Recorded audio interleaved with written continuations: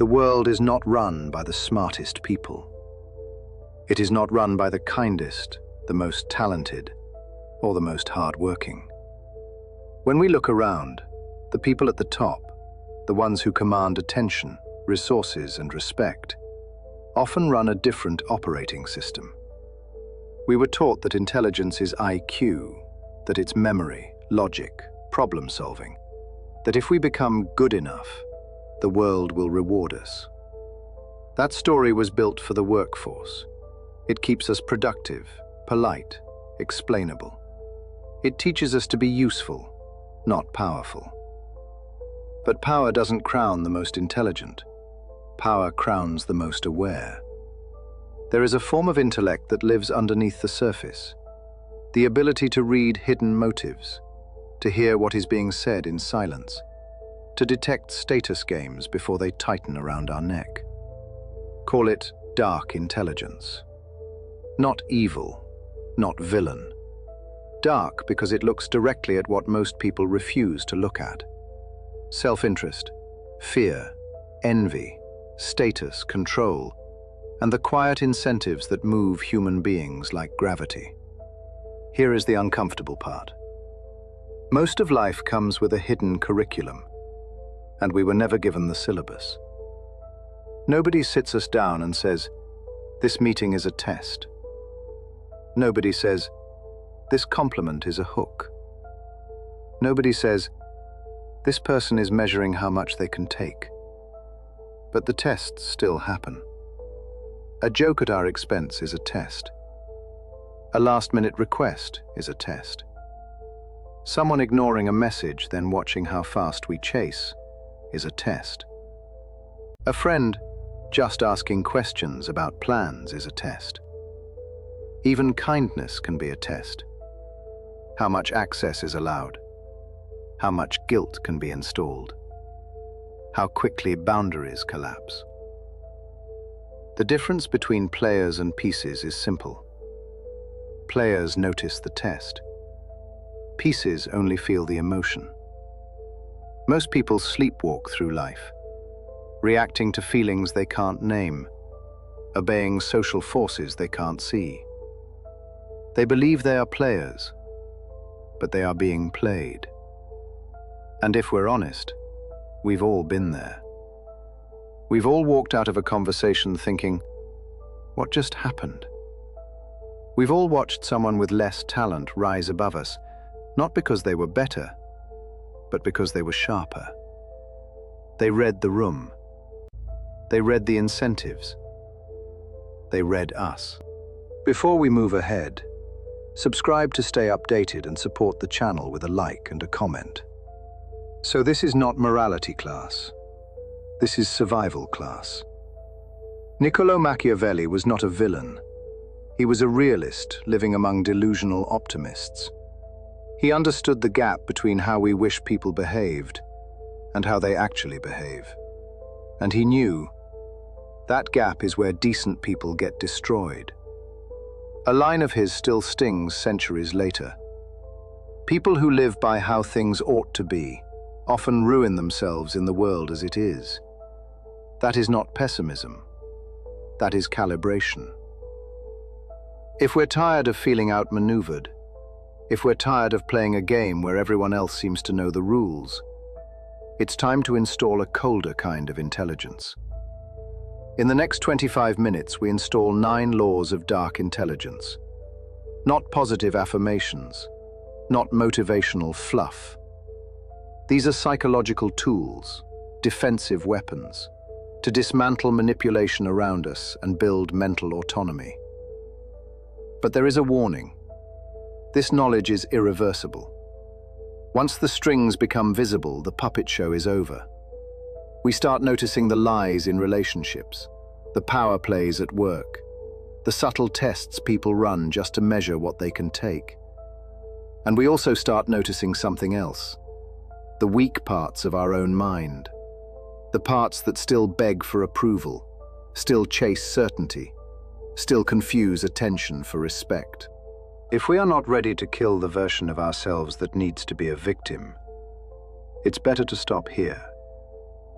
For the rest of us, Welcome to the desert of the real. Law 1.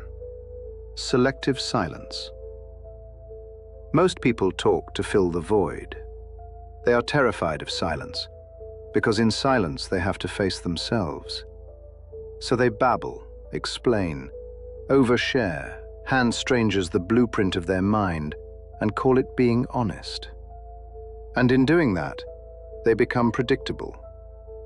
And if someone is predictable, someone is controllable.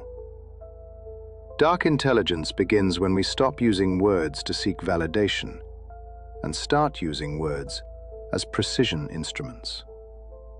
Silence is not shyness. Silence is not passivity. Selective silence is choosing what to reveal, when, and to whom. Because information is currency. When we speak, we spend. When we listen, we collect. Think of the last time someone felt intimidating. Was it the person screaming, making threats, trying to dominate the room? Usually not. It was the person who sat still, watched, and said very little.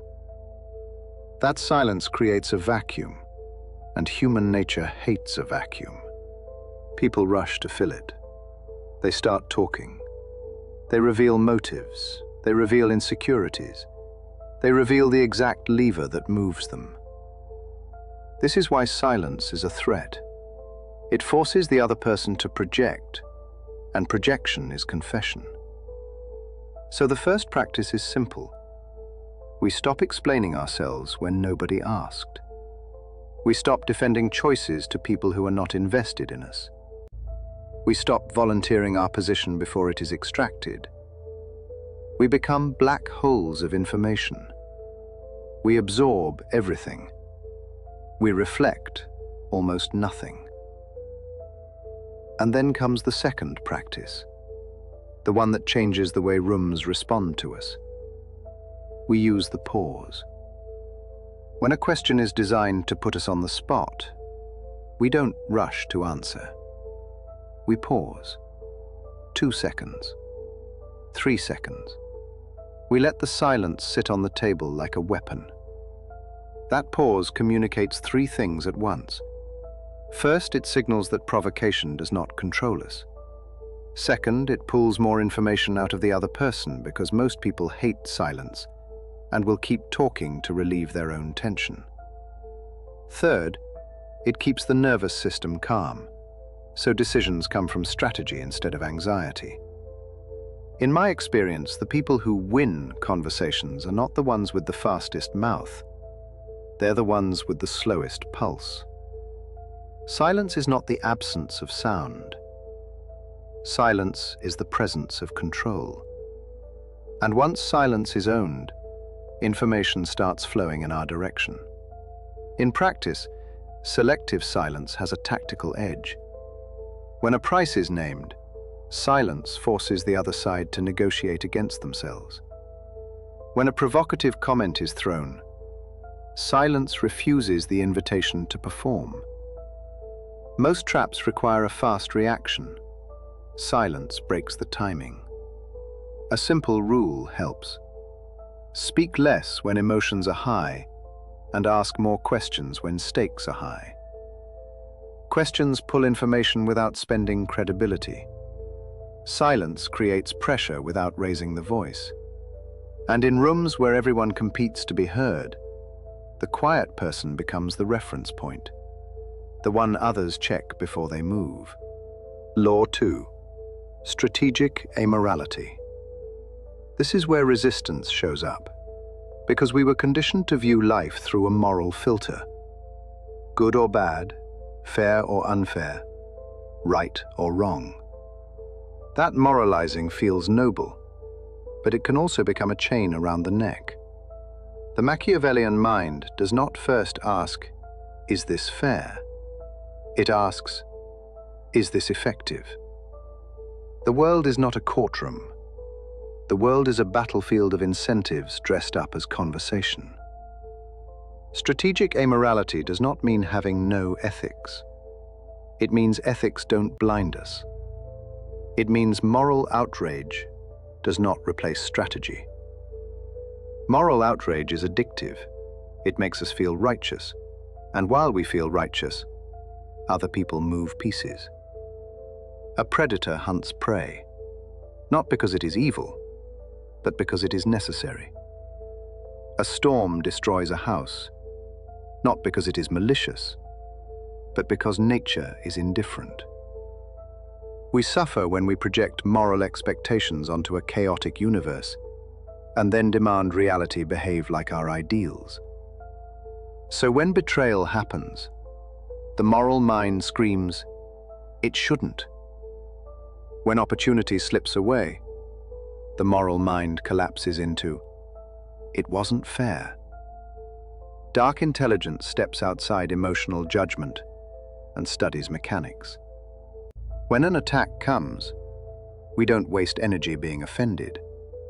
Offense is expensive. Offense is a luxury. Instead, we analyze.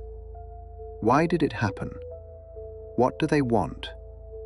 What is the incentive? What do they gain if we react emotionally? What do they lose if we stay calm? That shift turns pain into data. This matters most at work, where people rarely fight with fists. They fight with narratives. Someone frames a colleague as difficult. Someone hints that a competitor is not committed. Someone takes credit and smiles while doing it. The moral mind screams, "That's wrong." The strategic mind asks, what system allowed this? Who benefits? Who is the audience? Where is the leverage? Where is the paper trail? What conversations happen when no one is in the room? Because the fastest way to lose is to fight a person and ignore the structure that rewards them.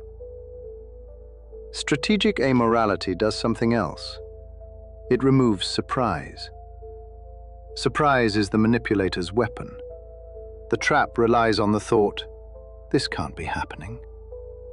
Dark intelligence replaces that sentence with, "Of course this can happen. Now what does this move allow next?"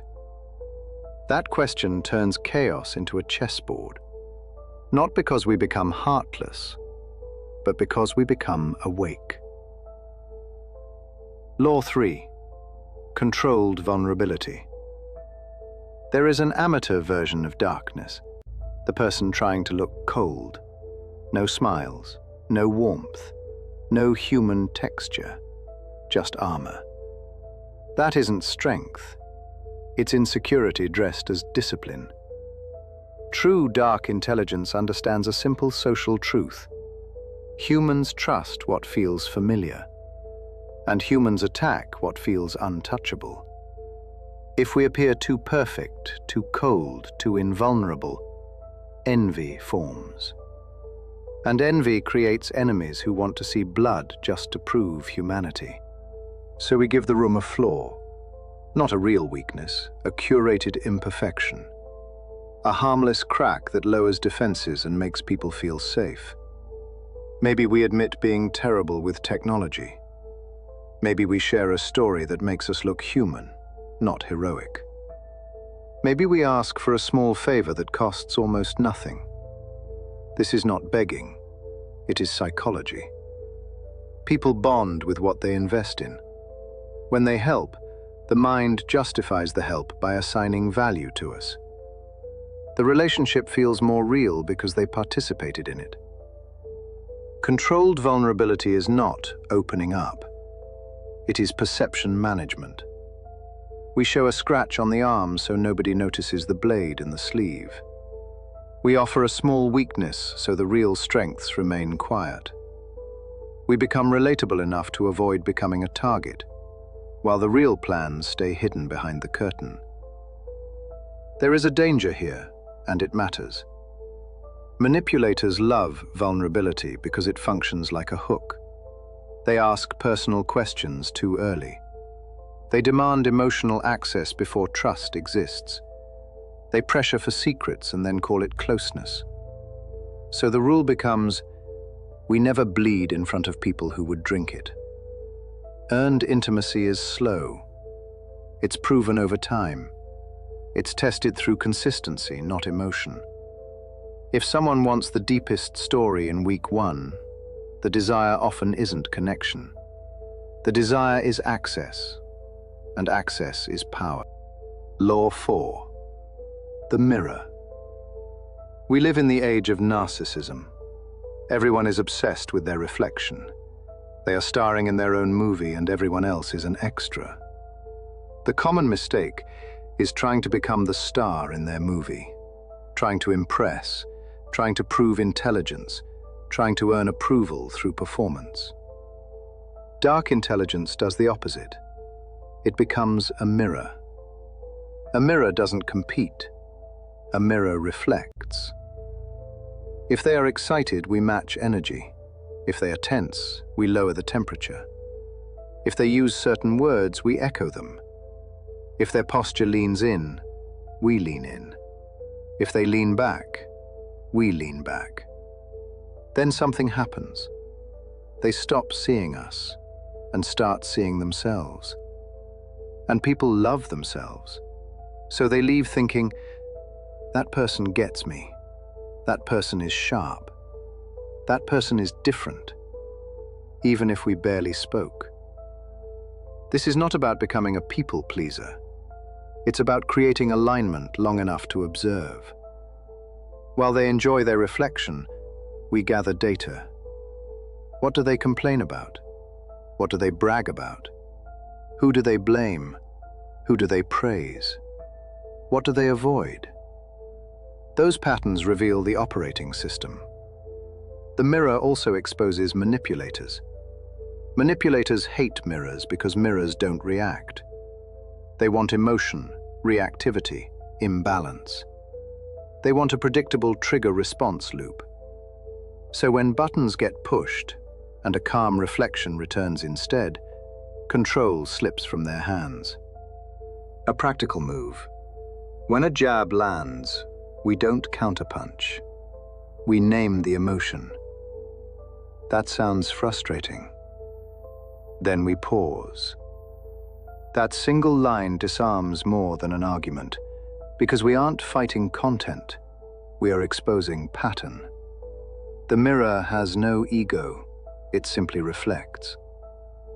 And there is a final warning. If someone only likes us when we reflect them, the bond isn't affection, it's addiction to their own image. Law 5. Outcome independence. The root of anxiety is attachment to outcome. We want the job, the relationship, the respect, the deal. And when we want it badly, desperation leaks out. Scarcity shows in the eyes, the voice, the timing. And in the laws of power, scarcity repels. People run from those who need them. People gravitate toward those who can live without them. Outcome independence is the ability to want something without worshipping it. We work for it. We plan for it. We prepare. But if it doesn't happen, life continues. This is not quitting. It's leverage. The one willing to walk away controls the negotiation. If a boss senses terror of losing a job, ownership follows. If a partner senses terror of being alone, control follows. If a friend senses terror of being disliked, manipulation follows. So a dark exercise becomes necessary. We accept the worst-case scenario mentally. We visualize losing it, losing status, losing approval, losing comfort. Then we ask, would survival still be possible? The answer is almost always yes. It would hurt, but it would not kill us. And when survival without the outcome becomes real, fear loses its leverage. The chase slows. The voice steadies. The posture changes. Respect follows that posture, because people can sense when a person cannot be bought with fear.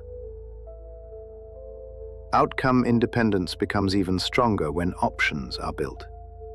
A second income stream, a second skill, a second circle, a second plan. Options change tone. Options remove over-texting, over-explaining, bargaining for basic respect. Calm becomes possible, and calm is terrifying, because calm signals leverage. Machiavelli warned that fear makes people obedient. Freedom from fear makes them dangerous. Outcome independence is the beginning of that danger. Law 6. The useful enemy. Most people want peace. They want everyone to like them. They avoid conflict. That instinct is understandable, but it can become a biological error. Conflict is a forge. Without resistance, the mind atrophies. Machiavelli advised the prince not only to be prepared for war, but to study it, because strength isn't built in comfort. Dark intelligence recognizes the utility of an enemy. An enemy sharpens. An enemy forces clarity. An enemy reveals weak points so they can be corrected. Without challenge, complacency grows. Ego bloats. Myths replace reality. So we do what most people refuse to do. We extract value from friction. When opposition appears, we don't immediately label everything toxic and disappear. We ask, what is being revealed? Sloppy preparation? Weak boundaries? Avoidance of confrontation? Sometimes the enemy is a teacher wearing an ugly mask, and the lesson arrives whether it is welcomed or not. And if the enemy is truly malicious, clarity still helps. Confusion ends. Negotiation ends. The urge to win them over ends. There are people who only respect force, and trying to earn softness from them is a losing game. Then comes the next level. A common enemy is the fastest way to build alliances. Nothing unites a group faster than a shared threat. If we want to organize a team, a family, a movement, vague love rarely does it. Identifying the threat does. A threat makes priorities clear. A threat turns scattered people into a unit. So we choose an enemy worthy of evolution. Sometimes that enemy is a person who resents growth. Sometimes it is an institution that rewards mediocrity. Often the most useful enemy is internal. Complacency, addiction, the soft voice that postpones life, the habit of avoiding discomfort. That enemy never leaves on its own. War is required. Law 7. The persona. We were sold a modern religion. Be authentic, as if authenticity is always virtue. But the slogan often gives permission to be untrained. Just being me, says the person who ruins a dinner with temper. Just being honest, says the person who weaponizes truth. That is not authenticity. That is lack of self-control. Dark intelligence treats personality as a tool, a set of masks chosen intentionally. We already shift unconsciously. Different around family than around colleagues. Different around friends than around rivals. The difference is that most people do it by accident. Dark intelligence does it on purpose. In high-stakes rooms, we wear the mask of authority, calm, decisive, minimal. With loved ones, we wear the mask of protector, warm, present, grounded. In negotiation, we wear the mask of patience, slow, measured, hard to provoke. This isn't lying, it's calibration. A hammer isn't used to tighten a screw. A screwdriver isn't used to crush a nail. Different tools for different outcomes. Machiavelli wrote that a ruler must know how to use both natures. One without the other is not durable. Lion and fox. The lion is strength, the fox is cunning. Only lion walks into traps. Only fox gets eaten by wolves. So we build a persona toolkit. Quiet authority for meetings, friendly but bounded for social rooms, and a hard no persona for pressure. Same values, different expression. The goal is not deception for fun. The goal is survival through adaptability. Fluidity is survival. Law 8. Necessary suspicion. The popular line is, trust, but verify. Too soft. Verify, then trust provisionally. The naive mind projects its own goodness onto the world. Lying wouldn't happen here. Betrayal wouldn't happen here. Surely intentions are pure. That projection creates heartbreak. Dark intelligence accepts a brutal truth. Most people act from self-interest.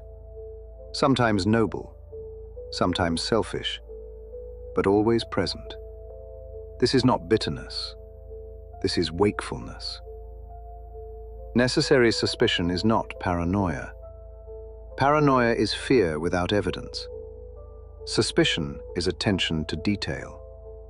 We watch what people do, not what they say. Words are cheap. Words can be designed. Actions are expensive. Actions reveal priorities. So we test before we trust. When a great opportunity is offered, we ask what the other side gains. When compliments come in excess, we ask what distraction is being attempted. When loyalty is promised, we ask, loyal to what? To whom? Under which conditions? Even kindness deserves a second look when it arrives attached to a demand. Machiavelli warned that relying on promises without precautions leads to ruin. Promises are easy. Precautions are wisdom. So verification becomes a lifestyle. Business goes in writing. Loyalty gets tested through time. Friendship gets tested through consistency. Love gets tested through behavior under stress. People receive small amounts of power first, and we observe how it is used before access expands. Secrets are given lightly at first to see whether they are carried with respect. Small boundaries are placed early to see whether they are honored. Trust is built through tests, not speeches. Threat assessment. 5 pressure tactics. Before the final law, a field guide is necessary. Because once these laws are learned, the next danger isn't ignorance, it's arrogance. Dark intelligence isn't a trophy, it's a discipline, and discipline begins with pattern recognition. So here are 5 pressure tactics to spot in real time. First, urgency. Decide now. Sign today. Answer immediately or it's gone. Urgency often exists to shut down thinking and hijack emotion. The counter is slowing down. Real value survives a pause. Second, guilt. After a boundary, hurt appears. We changed. That's selfish. After everything, this is the response? Guilt is a leash. The counter is holding the line without a speech. A boundary that requires a 10-minute explanation is not a boundary. It's negotiation. Third, fast intimacy. Deep stories demanded too soon. Brother and soulmate offered before proof. Fast intimacy is often data collection. The counter is controlled vulnerability. Something harmless, then time. Fourth, triangulation. Everyone thinks, someone told me. Triangulation creates social panic and forces defensive behavior. The counter is returning to facts. Who said it? What exactly was said? What problem is being solved? What evidence exists beyond hearsay? Fifth, intermittent reinforcement. Hot and cold. Approval, then punishment. Affection, then withdrawal. This pattern trains chasing. The counter is outcome independence, stepping back, refusing to chase, observing the pattern. Spotting these 5 avoids most traps before they close, and it prepares us for the final law. Law 9, the shadow. This is the deepest law, the one Carl Jung and Machiavelli would both understand, though they approached it from different centuries. We integrate the monster. Society tells us to be harmless, to be nice, to repress anger, ambition, hunger for power. But a harmless person is not automatically virtuous. A harmless person is often simply weak. Virtue is not the absence of darkness. Virtue is control over it. Dark intelligence begins when we admit the truth. Capacity exists in us for cruelty, for manipulation, for violence, if pushed far enough. Denying it makes us naive. Naivety makes us prey. Darkness in others is harder to recognize when it is refused inside ourselves. There is a second danger too. Repression does not erase the shadow. It leaks.